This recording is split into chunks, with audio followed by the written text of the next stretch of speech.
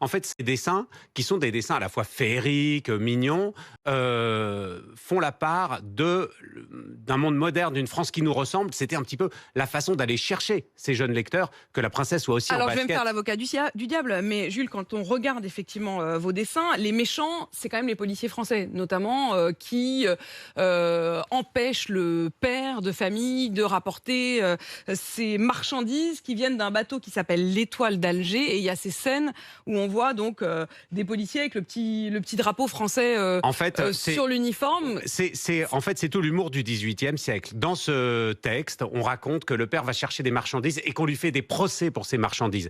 Et donc, il y a un problème. Il faut bien illustrer ça. Donc, aujourd'hui, quand on va chercher des marchandises qui sont problématiques...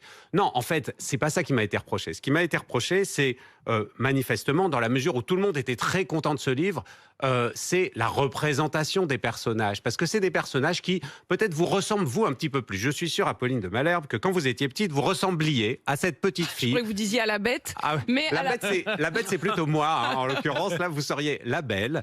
Et en fait, ça correspond peut-être pas au classique canon des sorties de messe à Versailles, de boucles d'or aux cheveux comme ça étincelants.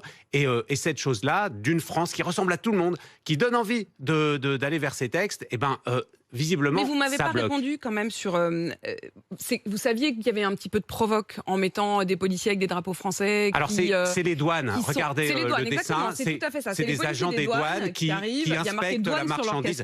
Donc c'est le texte du XVIIIe siècle qui raconte ça. Il se trouve qu'aujourd'hui, ils ne sont pas habillés avec des fraises et des pourpoints. Et d'ailleurs, en réfléchissant et en regardant votre livre, je pensais aussi au personnage des gendarmes dans les petites scènes des enfants. Le gendarme est souvent le méchant, d'ailleurs. Oui, donc... ça date depuis Guignol. Exactement, Guignol c'est ce que j'allais vous dire. gendarme. C'est Guignol, c'est le gendarme. Ce sont les contes également qui sont repris. Mais ce qui m'étonne quand même dans cette histoire, c'est que ce mot n'ait jamais été prononcé. On ne vous a jamais dit pourquoi.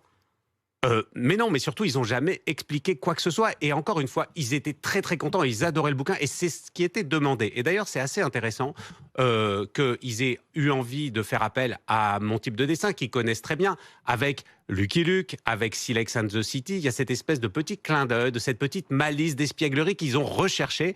C'était d'autant plus emblématique qu'on était sur les 10 ans de l'anniversaire des attentats de Charlie Hebdo. Et je pense que le choix par les ministres qui ont précédé Elisabeth Borne, c'était aussi de se dire, c'est intéressant d'avoir un peu de malice, un peu d'ironie auquel ces élèves de CM2 ont accès avant de rentrer au collège. Et elle ne l'a pas assumé jusqu'au bout. Quand Elisabeth au collège, Borne. on arrive et qu'on n'a pas du tout le sens de l'ironie ou de la caricature, ça donne des drames qu'on a connus.